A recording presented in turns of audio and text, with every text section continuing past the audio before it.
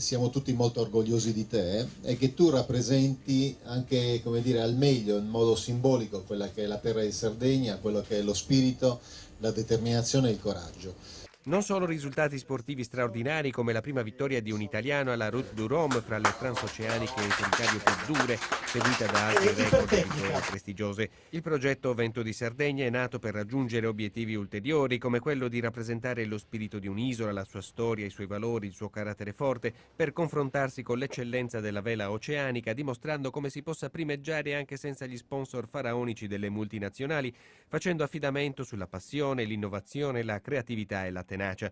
L'impresa dello skipper cagliaritano Andrea Mura è ora raccontata nel libro L'avventura, l'ignoto e la paura di Mursia Editrice.